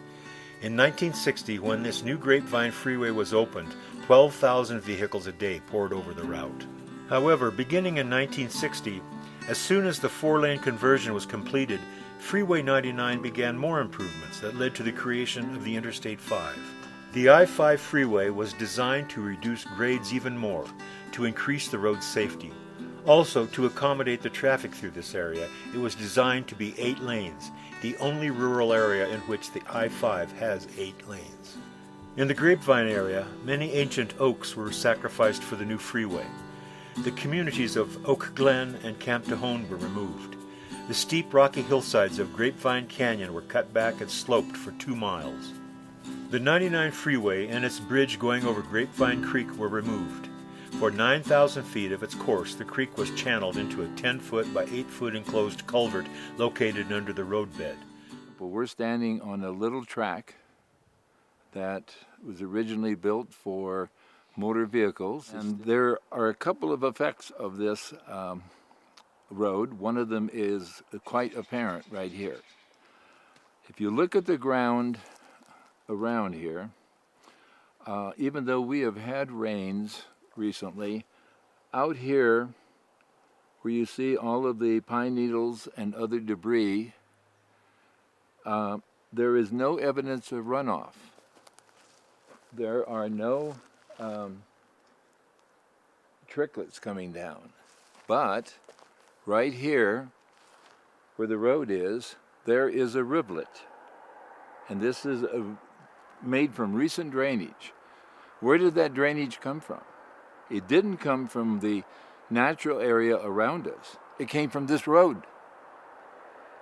Even if we have a hiking trail, and it is placed so that it goes straight up and down a slope, that will create a drainage. And one of the effects of this, besides moving dirt and gravel further downhill, what we call erosion, another effect of that has to do with what happens to water. And in these natural areas on either side of this road, except for very, very major storms that produce huge amounts of rain in a short period of time, what happens to the water is it never leaves here. It goes straight down into the ground. Okay, so it becomes instantly, it becomes groundwater and joins the aquifers underneath. Wherever you have some kind of change to the land that compacts the land, takes plants off the land, or covers it with pavement or gravel or roofs, this kind of thing causes water, as it drops from the sky, to leave and go somewhere else. Well, as soon as you have water coming down a road, there's several things happen. One, you have a flooding problem. And so that water has to be channelized and sent down to some neighboring stream or something, or in the case of a Los Angeles River to the south of us, it becomes a huge, long concrete channel, a ditch. And nothing happens to that water except that it goes to the ocean. It does not go into an aquifer. It does not become groundwater. Up here, most of the water that falls out of the sky as snow or as rain, as soon as it reaches the ground, it never travels horizontally very far at all. It goes straight into the ground. It's only where we have impacted the ground that we create runoff. Each new freeway change has lowered the elevation of the road through the Tahone Pass. With the Ridge Route Highway, the elevation was 4,210 feet. With the 99 freeway, it was lowered to 4,183 feet. Now the I-5 traffic climbs to 4,144 feet. By 1970, travel had increased to 60,000 vehicles a day through the Tahone Pass. Today it is 80,000 per day, and the I-5 is the most heavily traveled highway in the U.S. Natural perils continue for drivers due to snow, fog, heavy rain, mudslides, and dust storms. Human-caused perils occur from the numerous fires which originate from Interstate 5, which threatens plants, wildlife, and human settlements. The I-5 freeway passage between southern and northern California is possible because of the Tahone Pass.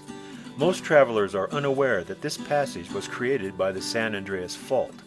Any amount of slippage on this fault could create immense havoc with the freeway.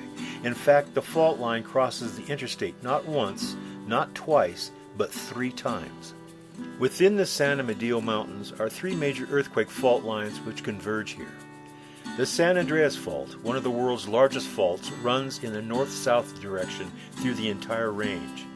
The Garlock Fault, the second largest in California, comes from the northeast and connects with the San Andreas just east of Frazier Park. The Big Pine Fault comes in from the northwest, meeting the San Andreas at the community of Lake of the Woods. Signs of fault activity, such as crevices, mounds, uplifts, etc., are easily recognizable throughout these mountains. An environmental concern surrounds the utilities infrastructures which connect northern and southern California, many going through Tejon Ranch, that an earthquake will rupture the water, gas, power, and oil lines and dump oil into the Pyramid Lake Reservoir, affecting water for millions of people. Intensive human recreation also causes impacts. The Tejon area is heavily used for all types of recreation on a year-round basis. The state park at Fort Tejon attracts an estimated 80,000 visitors annually. The Forest Service estimates the Mount Pinos recreation area attracts 234,000 visitors annually. The national forest areas are popular with campers, hunters, hikers, and skiers. The Hungry Valley State Recreational Vehicle Area has about 75,000 visitors annually. Hungry Valley was established in 1981. Basically, off-highway motor vehicle recreation is going to exist. People love to do this type of recreation. Unfortunately, it does take place in nature, where it has to take place, out on the ground. So basically, we need to balance off-highway motor vehicle recreation with keeping our habitats and all that protected. So we do have different zones in the park: open riding, show riding zones, native grassland zones. So we can keep everybody interested, but also protect and conserve what we have in the park. We do have and run a habitat monitoring program, which takes place throughout the year. I'm in charge of that program. And so we look to see what has changed in the park. If there are any changes, what we do to make management decisions to increase the habitat for that area, find out what's going on, what we need to do to help that area out, or is the area just doing fine? A lot of the area in the park just doing fine, don't have much to do. But other areas we do have to protect a little bit more. So it is a balance that we have to keep between off-highway motor vehicles and our habitat monitoring program and the habitat out there. Many of the roads and trails in the park we've kind of basically adopted. The settlers that came through created these roads to access a lot of their farmlands, and we've just kind of taken them over. And a lot of the trails came off of these settlement trails. So when the people did come out here to recreate with their off-highway vehicles before this was a state park, they would find a trail that went into the park, and then they would kind of branch off of these. So some of those had to disappear because they were not sustainable, but otherwise those that could be sustained and were good for our view shed, we kept them. Since the inception of Hungry Valley, we haven't seen much change in the plant and animal life. The wildlife's basically gotten used to what goes on here. They, like the mule deer, they'll come up, they'll be in the area, they'll lift their head, they'll take a look at you, and then go back to eating or drinking, whatever they're doing. So the off-highway motor vehicles don't really disrupt the animal life and the wildlife in the park. They've adjusted to it. They know what's going on. So basically, when it comes to that aspect, not a whole lot's changed. We have a full ecosystem here, all the way from mountain lions down to gophers. So we monitor all that year to year, and so we know exactly what's here. People are realizing that as they lose lands in the off-highway motor vehicle world, which is happening, places are getting closed down. Their attitude towards the wildlife and the plants are also changing. They're finding that basically if they don't protect the plants and animals, they're going to lose this area. So they realize they've got to help us out a little bit. Otherwise, they will lose this area. It will close down. We'll be against our public resources codes, and as soon as that happens, their area will disappear, and they don't want to see that. So changes have been seen from our north entrance in the early 70s, which was complete spaghetti, trails just going everywhere. Now when you look at that viewscape from the freeway, it's non-existent. You can't tell that we are around or that we're just over the hill. We've had to change that, and people have had to kind of go along with that and help us out and basically protect the natural resources and the cultural resources of the area. Most of our park is just dirt. We try to keep it as natural as possible. Some areas we may bring in some type of clay, but it is a natural substance, so it will absorb the moisture, and it does take impact very well from the off-roaders. When it comes to the cement blocks that we put in to kind of hard face some of the trail areas, you're probably looking at less than 1% of our trail system has that on it. Basically, all the water still absorbs into the ground. Plants still grow through it, so you basically haven't changed a whole lot with adding some of these materials that we do add to the ground. Again, we've got one road through the main park, Gold Hill Road, that does have asphalt on it. You do see a little bit more runoff when it comes to asphalt because it doesn't always absorb into the asphalt itself. It kind of rolls off to the side, so you have to make sure that the side of your road is basically reinforced with either a man-made product or naturally. You can do it naturally with vegetation to hold up and slow down the water and the erosion processes. Off-roading, it's going to be here, so as long as we can sustain the area, keep up our public resources codes, which is huge, we'll just basically be here for the off-highway vehicle recreation user and the visitors that want to come into the park. Hungry Valley, almost 20,000 acres, 150 miles of riding trail, 11 campgrounds, 200 campsites. Just have people come out and visit, enjoy themselves off-roading. There are other significant environmental issues which continue to demand attention. The increase in vehicular travel creates air pollution, which affects the inhabitants, human and animal, of the mountain areas, even sometimes preventing local use of natural resources, such as wood burning, due to air quality control factors. Tejon Ranch continues to develop the commercial value to their corporation. Housing developments, consumer outlets, mining, oil development, to name a few of their projects. We're engaged in real estate development. We've put together the Tejon Ranch Commerce Center, which is located over the Grapevine in the valley floor portion of Tejon Ranch. And we're also in the planning stages for residential development, both on the Los Angeles County side of the ranch and within Kern County as well. Well, we have really 3 master plan residential communities that will be taking place on Tejon Ranch over the next 50 to 100 years. The furthest south is the community of Centennial, and that's located west of Interstate 5 along Highway 138, and that's planned to be a mixed-use master plan new town community.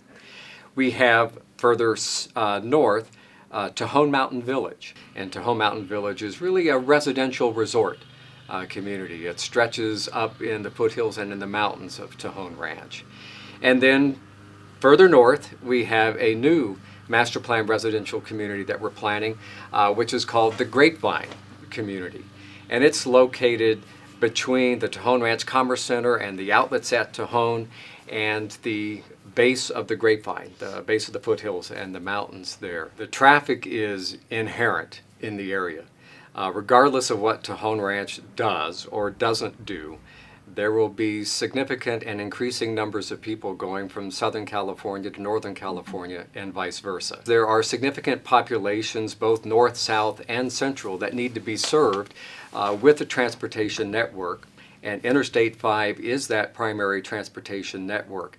So the question is not whether there's going to be traffic. The question is, what's the best thing that California can do in the future to be able to mitigate against the impact of any traffic or any emission from traffic?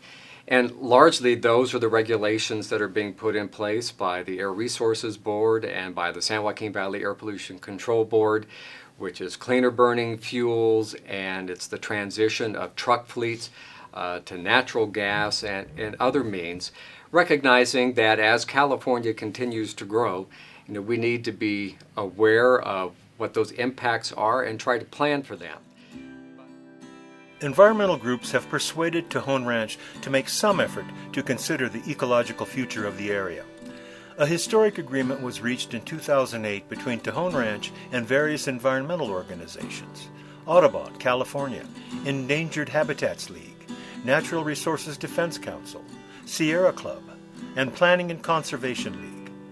Tejon Ranch agreed not to develop 178,000 acres of the 270,000 acres it possesses and to sell the easements to 62,000 of those acres for land preservation, thus creating the Tejon Conservancy.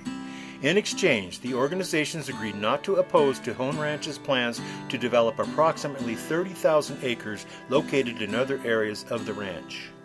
The California Wildlife Conservation Board authorized $15.8 million from the 2006 Proposition 84 state bond funds to purchase the land easements.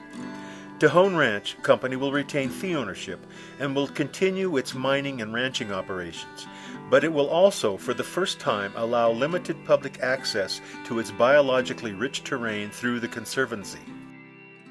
Our mission is to preserve, enhance, and restore the native biodiversity and ecosystem values of Tejon Ranch and the Tehachapi Range for the benefit of California's future generations. We've been using citizen science quite a lot to discover the wonders that are out here, the birds, the reptiles, the plants. Citizen science is the process of using lay people or non-specialized scientists to collect really valid scientific data. Here on the ranch, we have projects looking at the pronghorn antelope population. We have projects, people looking at burrowing owls and their populations, looking at plants. And so using this massive group of people that we have all around us to help us understand this place more deeply, because it is a remote area and it's difficult to get the researchers out here on a regular basis to be making these important observations. One of the important aspects of citizen science for us is Tejon Ranch sits at the confluence of four major California ecological regions. You got the Great Central Valley, the Sierra Nevada, the Mojave Desert, and the Southwest Intercoast Range of California, all coming together. And we have places where you see those systems combining in very unusual ways. Valley oaks from the Central Valley mixing with Joshua trees.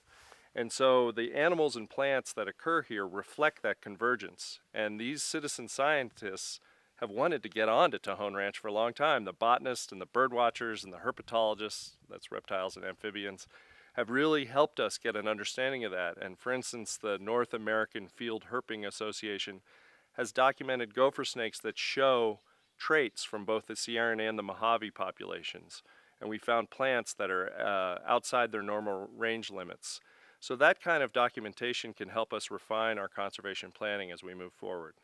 So road building, fragmentation that occurs from it is widely recognized as a real principal threat to some of the ecology that we care so much about as the Tejon Ranch Conservancy. The ranch agreement is extraordinary in that the little bit of development that is allowed, the three principal development areas, are right along I-5, one of the largest roads in the U.S. and one of the busiest roads in the U.S.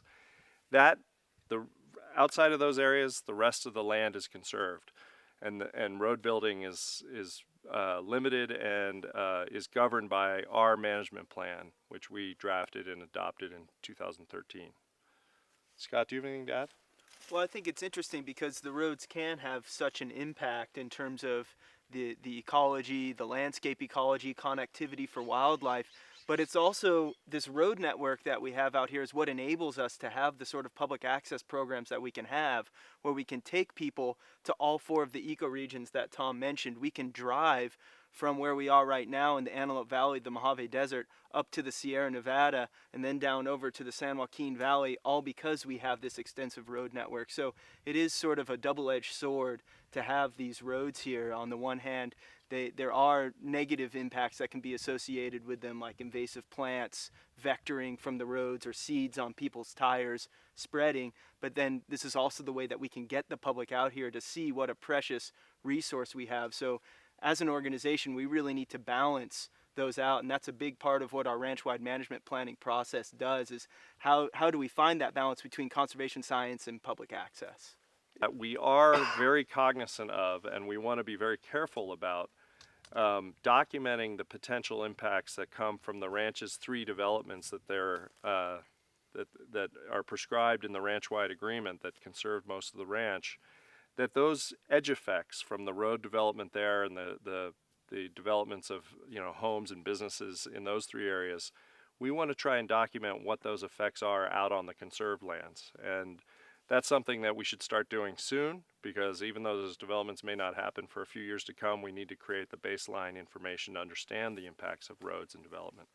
When I got to Tejon Ranch as the first executive director, there was a lot of local opposition, not just to the ranch's developments, but also to the ranch agreement, that the ranch agreement somehow was a sellout, that the environmental organizations that signed the agreement capitulated in some way to the demands of the Tejon Ranch Company.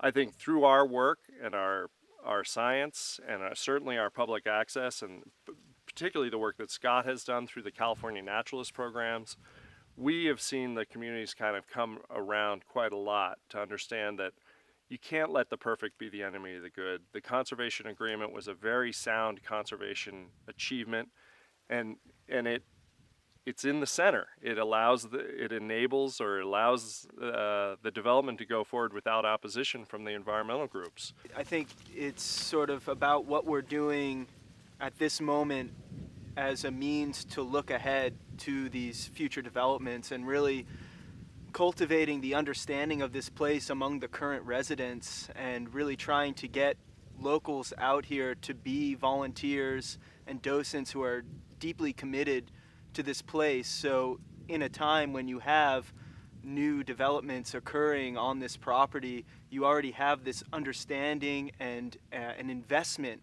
in the current local residents who are going to be coming out here and helping to ensure this culture of stewardship and understanding, and to disseminate information to the new residents of the area about what makes this place so special and so important, and why its conservation is so critical to this region. What is the humanities? Anything that is fun, that is pleasurable. Pleasure comes in many ways. Pleasure can be the pleasure of listening to music. It can be the pleasure of just listening to a fun story.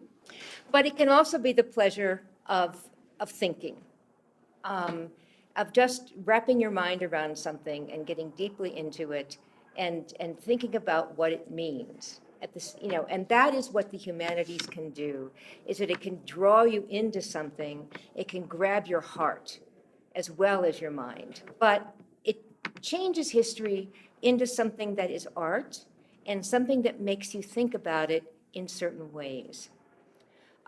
In terms of environmental humanities, it makes you think about the environment. Environmental humanities stimulates us to ask fundamental questions of meaning, value, responsibility, and purpose in a time of rapid and escalating change.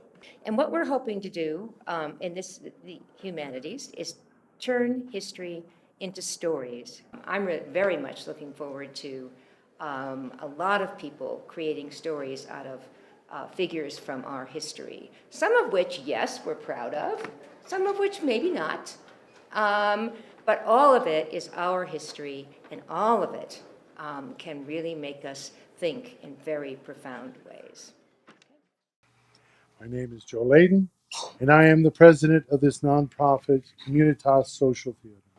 A couple of years ago, I was asked if I could portray Peter Lebec, who is basically just this pile of bones and a gravestone, a grave marker. That's all we knew about him. We didn't know anything else about him. With the assistance of the museum, which is a wonderful asset up here in our community, I was able to do a tremendous amount of research, putting those facts together, creating a story. Over the past 2 years, local residents researched and created dramatic narratives that were performed during the last 2 years. We use storytelling as a means to encourage thoughtful consideration of local environmental and social issues.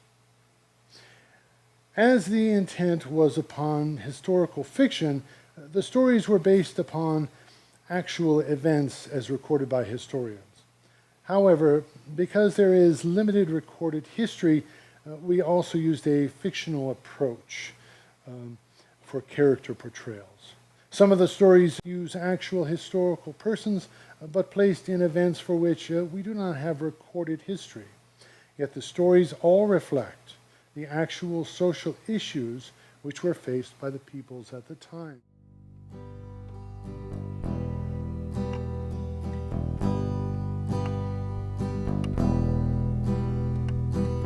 On sacred trails we walk, to pools of life's sweet water, four-legged led the way. And we, their sons and daughters, we bless the paths they blaze, offered tobacco sage, in gratitude for all you've given. Mother Earth and Father Sky,